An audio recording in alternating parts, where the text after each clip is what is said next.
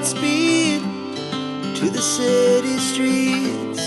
We began to feel the fire.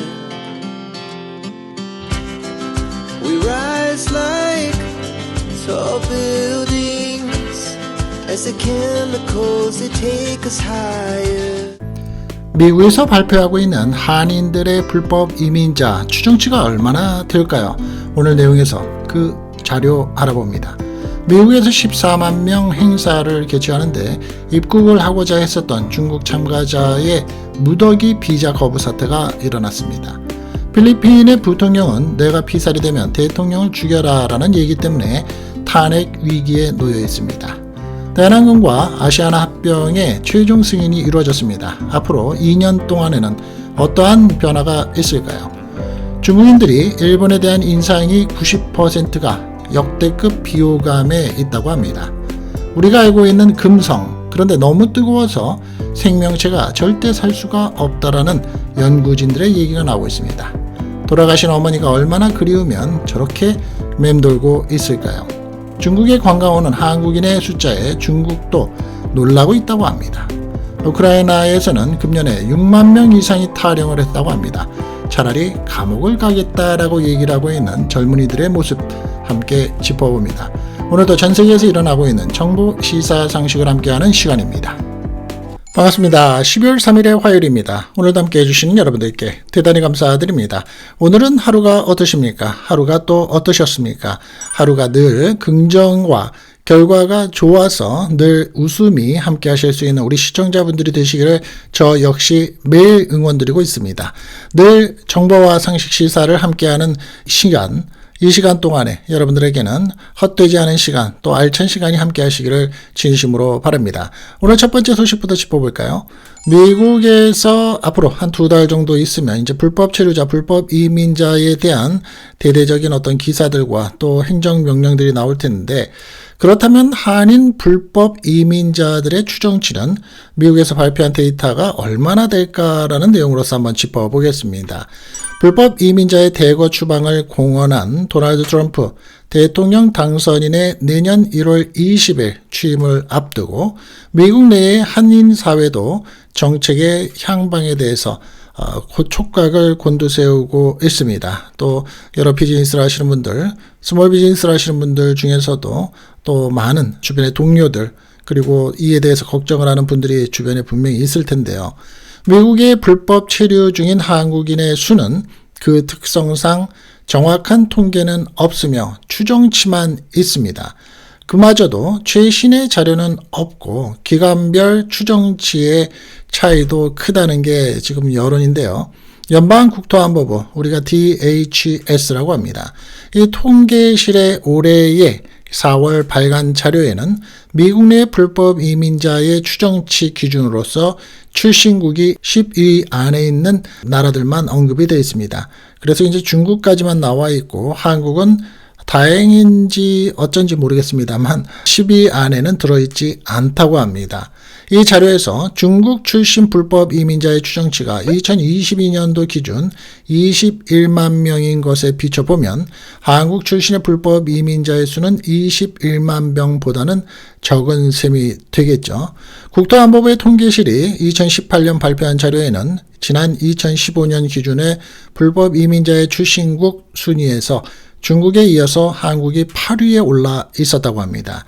당시에는 한국의 출신 불법 이민자 수가 23만 명으로서 미국의 전체 불법 이민자 1196만 명 중에서 대략 2%를 차지하는 것으로 추정이 됐고요. 뉴욕에 있는 비영리 단체의 이민연구센터라는 곳에서의 추정치는 이보다 오히려 또 훨씬 적다고 합니다. 이 단체에 따르면 2022년도 기준 한국의 출신 불법 이민자의 수는 12만 9,758명으로서 출신국별로 순위를 따진다면 13위 수준이었다고 합니다.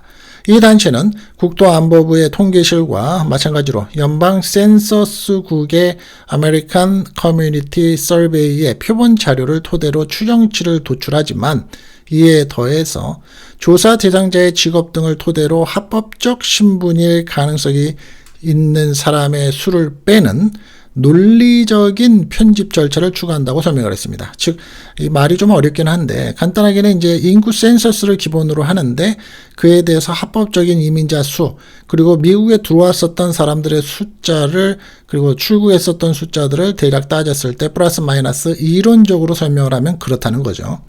이민 관련 전문가들은 트럼프 당선인의 말처럼 모든 불법 체류 이민자 추방이 즉각 현실화하기는 어려울 것으로 본다 라고 얘기를 하고 있는데, 우리 주변에서 이웃 간에 또 우리 종교 모임으로서 살고 계시는 분들 중에서 안타까운 이런 상황에서 속해 있으신 분들도 분명히 있을 텐데, 그래도 세상 일은 모르지 않습니까? 앞으로 어떤 방향이 또 어떤 체계가 형식적으로 또 행정적으로 나올지 모르니까 오늘 하루만큼은 열심히 살아나가면서 기분 좋게 사실 수 있으시기를 저 또한 바라봅니다. 미국에서 맨하탄 같은 경우, 뉴욕이나 이제 LA 같은 경우에서는 이제 국제 인터내셔널 쇼들이 많이 개최가 되죠. 뭐 뷰티 쇼, 자동차 쇼, 그 외에 뭐 인쇄, 프린팅 쇼, 뭐 장난감 쇼 정말 많습니다. 1년 내내가 바쁘죠. 그런데 대략 14만 명의 행사장에 참가하는 사람들이 예상이 되고 있는 이 행사 때문에 미국에 입국을 하려던 중국 참가자들의 비자가 무더기로 거부가 된 일이 있습니다. 도널드 트럼프 미국의 대통령 당선인의 취임을 앞두고 미중 갈등이 고조가 되고 있는 가운데 중국 기업들이 조만간 열리고 있는 세계 최대 IT 가전 전시회인 CES 2025 참석 초청장을 받고도 미국의 입국 비자 발급을 무더기로 거부당하는 사태가 일어난 겁니다. CES 2025는 내년 1월 7일서부터 10일간 나흘 동안에 미국의 라스베가스에서 개최가 된다고 합니다. 이에 홍콩의 사우스차이나 모닝포스트에서는 개막을 한 달가량 앞둔 CES 참가 중국 기업의 직원 상당수가 미국 당국으로부터 비자 발급을 거부당하고 있다라고 보도를 했습니다. 무려 4천여 개에 달하는 CES의 참가 기업 가운데 중국 기업이 차지하는 비중이 거의 30% 정도임을 고려한다면 대규모 비자 거부 사태는 전례 없는 일이라는 평가가 나온 겁니다. 이에 대해서 CES 대변인은 중국에서 오는 CES 참가자들의 비자 신청이 거부됐다는 사실을 나도 알고 있습니다 라고 밝히기도 했고요. 다만 현재까지 미국 정부는 이에 대한 공식 입장을 내놓지 않은 것으로 알려졌습니다. 지난 2019년 트럼프 1기 행정부 당시에는 하웨이와 중국 최대의 반도체 제조업체인 SMIC를 미국의 하드웨어와 소프트웨어에 접근을 제한하는 블랙리스트에 올린 전례도 있다고 합니다. 중국의 관영 글로벌 타임즈는 이날 미국의 국무부는 대규모 비자 거부 사태에 신속히 대응하라라는 제목의 사설을 통해서 미국 정부는 비자 발급 장벽을 낮춰서 양국 간 정상적인 인적, 비즈니스적 교류를 촉진하라라고 촉구를 하고도 있다고 하는데요. 암암리에 아무래도 이제 1월 달이 되면 대통령의 이제 취임식이 있고 그렇게 되다 보면 바로 첫날부터 행정명령을 내릴 일이 많죠. 관세, 불법 이민자 문제 이런 것들에 이제 결부가 될까봐 미리 조치를 취하는 걸까요? 여하튼 비자를 굉장히 까다롭게 또 혹은 거부 사태가 굉장히 지금 크다는 얘기입니다. 필리핀의 부통령이 내가 피살이 되면 대통령을 죽여라 라는 얘기 때문에 현재 분위기가 탄핵 위기에 있다는 사실이 있었습니다. 사라 두테르테 필리핀 부통령이 자신이 살해가 되면 대통령을 암살하라고 자신의 경호원들에게 지시를 했다면서 그 내용이 밝혀져서 탄핵 위기에 놓인 겁니다. 두테르테 부통령은 로드리고 두테르테 전 대통령의 딸입니다. 이일 AP통신에 따르면 필리핀의 일부 하원 의원들과 운동가들은 46세의 변호사 출신인 두테르테 부통령에 반대하는 탄핵안을 제기했습니다. 탄핵안에는 이들은 두테르테 부통령이 대통령과 그의 아내 하원 의장을 상대로 살해 위협을 하는 등 헌법을 위반하고 대규모 부패와 다른 중범죄들을 저질렀다고 비난을 하고 있는 겁니다. 앞서서 페르디난도 마르코스 주니어 필리핀 대통령과 두테르테 부통령은 2022년 대선에 러닝메이트로 나서서 당선이 되면서 정치적인 동맹을 구축을 했었으나 바로 사이가 틀어졌습니다. 두테르테 부통령은 지난달 23일 자신을 겨냥한 암살 계획이 있다고 주장을 하면서 자신이 암살이 되면 마르코스 대통령과 가족 등을 살해하라고 경호원들에게 지시했다면서 밝히고 있는 겁니다. 그러나 후에 실제로 대통령을 살해하겠다고 위협한 것이 아니라 자신의 안전에 대한 우려를 나타낸 것이라고 해명을 했습니다. 대통령궁은 이 문제를 대통령에 대한 심각한 위협으로 보고 국가 안보 문제로 간주하겠다라고 밝혔습니다. 수사에 나선 국가수사국은 지난달 29일 두테르테 부통령에게 소환장을 발부했지만 두테르테 부통령은 응하지 않았습니다. 굉장히 심각한 일이죠. 한 나라의 대통령과 부통령 사이가 틀어질 대로 틀어져서 이러한 얘기가 공공연하게 나와서 탄핵 얘기가 나온다. 만약 이해된 결과가 또 나오는 대로 여러분들과 빠르게 함께 짚어보도록 하겠습니다. 대한항공과 아시아나항공의 합병이 최종 승인이 됐습니다. 앞으로 그러면 어떻게 될까? 우리는 조금 알아봐야 되겠죠. 마일리지 문제라든지 또 합병이 되면서 비행기 항공요금에 대한 부분이라든지 이게 가장 크죠. 어제 제가 영상에서 말씀드린 것처럼 아시아나항공이 1월 달부터는 승객의 기내에서 짐칸에다 짐을 올리는 것을 도와주지 않기로 했다라는 얘기도 함께 짚어드리고요. 어제 방송을 놓치신 분들이 계실지 모르니까 한번 언급해드립니다. 이일 관련 업계에 따르면 미국의 법무부는 대한항공과 아시아나항공의 합병을 최종 승인했습니다. 대한항공은 합병을 위해서 14개 나라의 기업 결합 심사를 받아야 했습니다. 지난달 28일 유럽연합 집행위원회에도 이어서 미국의 법무부의 승인도 이루어지면서 기업 결합을 위한 14개 필수 신고국에 대한 승인을 모두 마친 겁니다. 2020년 11월 아시아나항공 인수를 공시한 이후에 4년여 만입니다. 대한항공은 합병 승인을 위해서 티웨이 항공의 유럽 4개 노선을 이관했고요. 티웨이 항공은 지난 8월 이탈리아 로마를 시작으로서 프랑스 파리, 스페인의 바르셀로나, 독일의 프랑크푸르트에 연이어서 취항을 하면서 여객 부문 합병 조건을 충족했습니다. 해당 과정을 모두 지켜본 미국의 법무부도 최종 승인을 결정한 것으로 풀이가 됩니다. 대한항공은 아시아나항공을 2년간 자회사로 운영을 한 뒤 통합할 계획이라고 합니다. 이 기간 인력의 교류는 물론이고 중복 노선을 정리하고 마일리지를 통합하고 새로운 기업의 이미지, 즉 CI 등 화학적 결합을 위한 작업이 이루어진다고 합니다. 20년 동안 사용해온 청자색 기내 인테리어를 지난 7월 바꿀 것을 시작으로서 브랜드와 로고, 승무원의 유니폼 등에서도 새로운 색상과 디자인을 적용할 것으로 알려졌습니다. 통합 대한항공이 출범을 하면 매출 21조 원, 항공기 226대, 임직원 2만 7천여 명의 세계 10위권 메가 캐리어, 즉 메가 캐리어라는 것은 초대형 항공사로 재탄생이 되는 겁니다. 한국 내에 하나뿐인 대형 항공사가 등장하는 데다가 진에어, 에어부산, 에어서울 등 산하의 저비용 항공사, 우리가 이제 LCC라고 하죠. 이 저비용 항공사도 통합 운영하기로 한 만큼 국내 항공업계의 판도가 뒤흔들릴 것이다 라는 전망이 나옵니다. 통합 대한항공이 출범을 해도 비행기 티켓 값은 크게 오르지 않을 것이다 라는 전망이 나오고는 있습니다. 왜냐하면 공정거래위원회가 2022년 두 회사 합병을 승인하면서 향후 10년간 물가 상승률보다 높게 운임을 올리지 못하도록 제한했기 때문이라고 합니다. 자, 이해되셨죠? 앞으로 한 2년 동안에는 유니폼 색깔 바꾸고 비행기 색깔 바꾸고 CI라 그래서 로고 색깔 바꾸고 또 체계적인 여러 가지 마일리지 이런 것들을 합병하는 데 있어서의 시범과 또 어떤 행정적인 프로그램을 만들고 그 이후에는 이제 당당하게 나서겠다. 뭐 이런 거겠죠. 하지만 10년간 물가 상승률보다 높게 운임을 올리지 못하도록 제한을 했다고 하더라도 암암리에 올라갈 것 같다. 올라갈 것이다 라고 예측하는 게 우리들 마음이긴 한데요. 한번 두고 보죠. 중국 사람들은 일본에 대한 인상이 90% 가까이 역대급으로서 비호감을 느끼고 있다고 합니다. 특히 금년의 수치가 올라갔는데요. 올해 중국인들이 일본에 대한 인식이 눈에 띄게 악화됐다는 조사 결과가 공개됐습니다.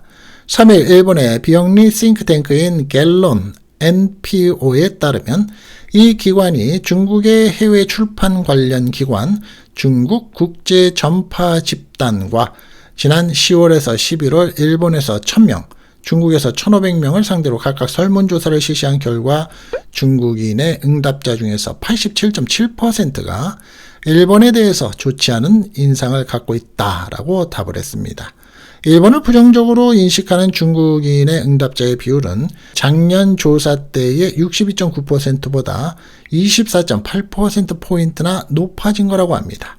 이에 따라서 2005년 이후에 연례적으로 진행되어 온 이 조사에서 일본의 생가구 열도의 국유화 선언 여파가 컸던 2013년 92.8% 이후에 11년 만에 일본에 대해서 부정적인 인식을 보이고 있다는 겁니다. 중국인의 비율이 가장 높은 수준을 나타내고 있는 거고요. 부정적인 시각에서. 그 안에는 한국, 대만, 미국 이런 것들이 포함되고 있는데 중국인들은 지금 일본에 대해서 미국 사람들보다 더 싫어한다는 거죠. 조사에 참여한 일본인들은 89%가 중국에 대해서 좋지 않은 인상을 갖고 있다고 대답을 또 했다고 합니다. 양국 관계가 중요하지 않다고 답한 중국인 비율도 지난해 19.1%에서 올해 59.6%나 급등을 하고 역대 최고치를 기록했다고 합니다. 이에 비해서 양국 관계가 중요하지 않다는 반응을 보인 일본인의 비율은 7.5%에서 5%로 낮아졌고요. 좀 이건 반대가 된 거죠.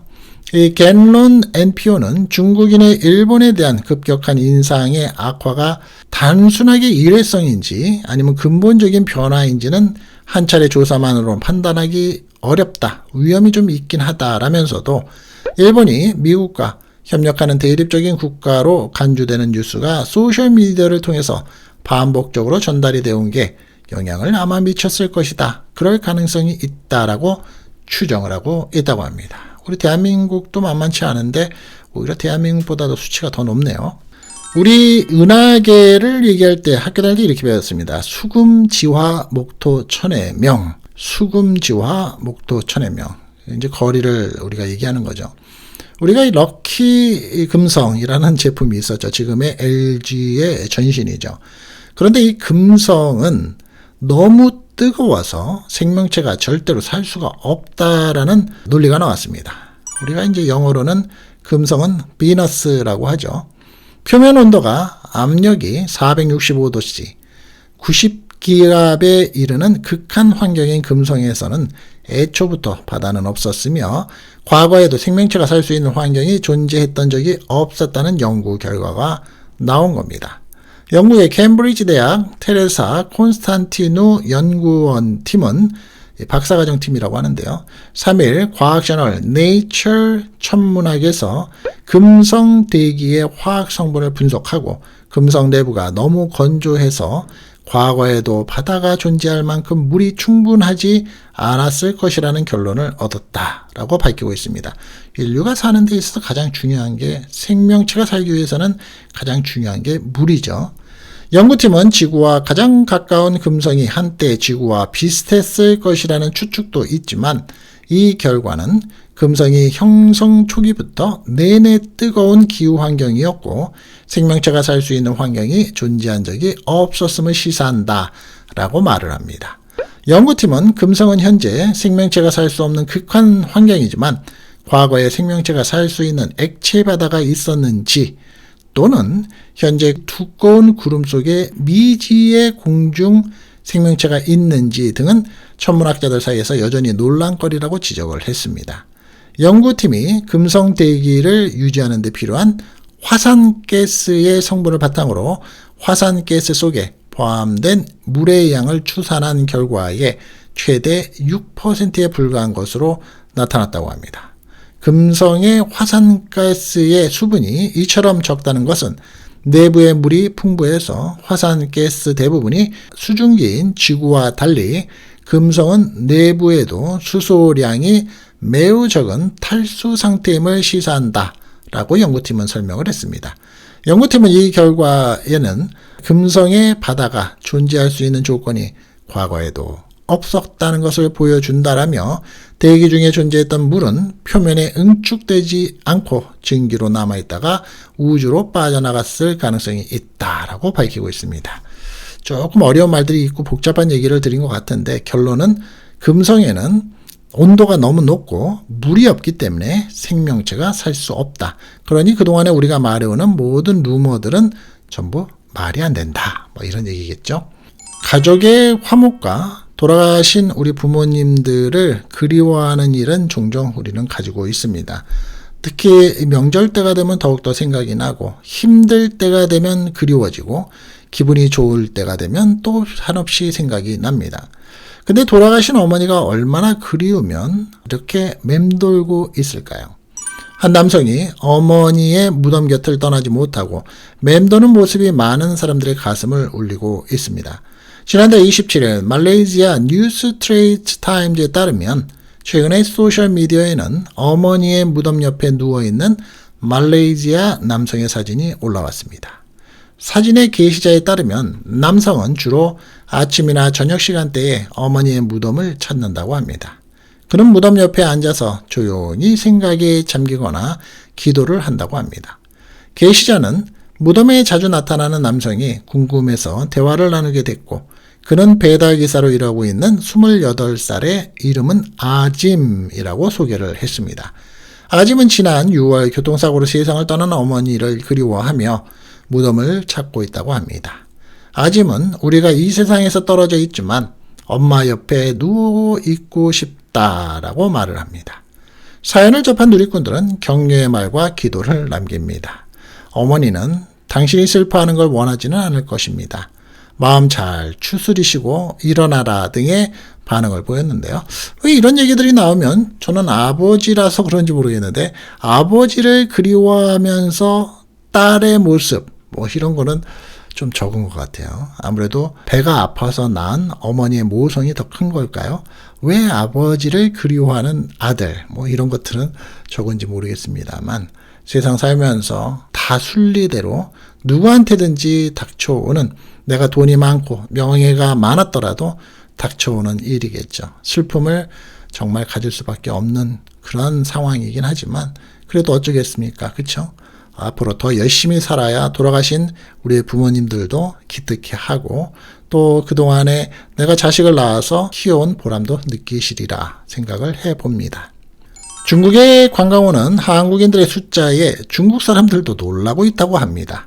지난달 중국 정부가 한국인에 대한 무비자 입국을 허용한 이후에 한국에서 중국 관광객의 수요가 급증을 하고 있는 것으로 나타났습니다. 3일 중국의 관영 영자 매체인 글로벌 타임즈는 중국의 온라인 여행사 Ctrip 집계를 인용해서 이같이 보도를 했습니다. Ctrip에 따르면 무비자 입국이 시작된 지 지난 8일부터 이번 달 2일까지 한국을 출발해서 중국 관광의 예약 건수는 작년의 같은 기간 대비 150%나 늘었다고 합니다.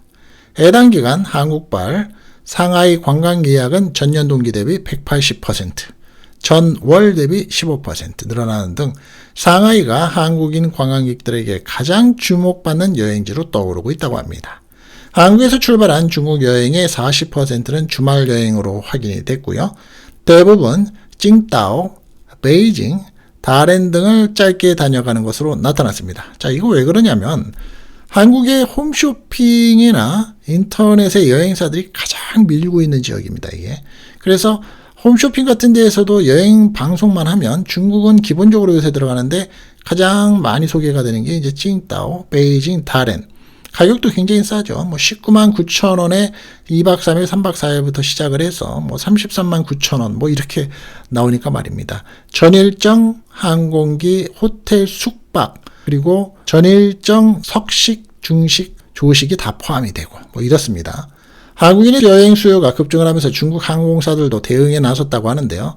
산둥항공은 무비자 조치 시행 이후에 5일간 한국발 중국행 항공편 예약이 20%가 늘면서 매일 18편에 이르는 왕복 항공편 운항에 나서고 있다고 합니다. 이에 대해서 관광 쪽에 이제 한 학술지 편집장이 이렇게 얘기합니다. 무비자 조치의 편리함과 양국이 인근 이웃 국가라는 점이 더 많은 한국인의 중국 방문을 촉진하고 있다라고 말을 하기도 하네요. 한동안에는 안 가려고 했었던 나라죠. 여러 가지 복잡한 문제, 비자를 받아야 되는 문제. 보통 비자를 신청하면 2주 이상이 걸리고 돈이 몇만 원씩이 또 들기 때문에 대부분 다 일본을 갔었죠. 자, 이렇게 중국을 많이 간다면 그만큼 일본에 가는 관광객의 수는 또 떨어지겠죠. 우크라이나에서는 금년에 6만 명 이상이 탈영을 했다고 합니다. 차라리 12년 동안의 감옥을 가겠다라고 얘기를 한다고 합니다. 우크라이나와 러시아 전쟁이 2년 10개월째 지속되는 가운데 전장에 탈영한 우크라이나 병사가 금년에만 6만 명에 달하는 것으로 나타났습니다. 최근에 북한군의 러시아 파병으로 안 그래도 수적 열세에 몰린 우크라이나 군 입장에서 탈영의 급증은 전황을 더욱 악화시키는 요소다라고 보고 있습니다. 영국의 파이낸셜 타임즈는 1일 우크라이나 검찰이 올해 1월서부터 10월까지 직무에서 이탈한 자국의 군인 약 6만 명을 기소했다라고 보도를 했습니다. 파이낸셜 타임즈는 그러면서 이 6만 명은 전쟁 첫 해인 2022년부터 2년간 발생한 탈영병 수의 2배에 해당하는 규모라고 지적을 했습니다. 우크라이나 현행법상 군무에서 이탈한 유죄 판결을 받는 사람은 최대 12년의 징역형에 처할 수 있는데도 탈영을 감행한다는 겁니다.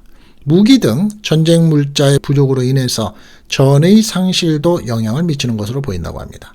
병력 부족에 허덕이고 있는 우크라이나 당국이 군 복무 연령의 남성 해외 출국까지 금지를 하자 동맹국의 해외 훈련 캠프에 참가할 기회를 얻은 후 훈련장에서 탈영하는 신종 탈영 수법도 성행을 하고 있다고 합니다. 우크라이나와 국경을 접하고 있는 폴란드 당국자는 이러한 수법으로서 탈영하는 병력이 매달 12명 정도 나온다라고 파이낸셜 타임즈는 또 전하고 있고요. 올 여름 이후에 인해 전술식 공세를 강화해서 우크라이나 동부전선에서 점령지를 늘려가는 러시아와는 달리 우크라이나는 병력 부족으로 고전을 하고 있다고 합니다. 특히 신병 수급이 늦어지면서 전방에 투입이 됐던 병사들을 제때 후방으로 빼내지 못했고 결과적으로 숙련된 병사들이 극심한 피로감으로 전사하는 등 악순환이 이어지고 있다는 겁니다. 우크라이나는 우크라이나 쪽에서 나오는 언론들이나 미디어 얘기를 들으면 우크라이나의 유리한 쪽을 얘기할 거고요.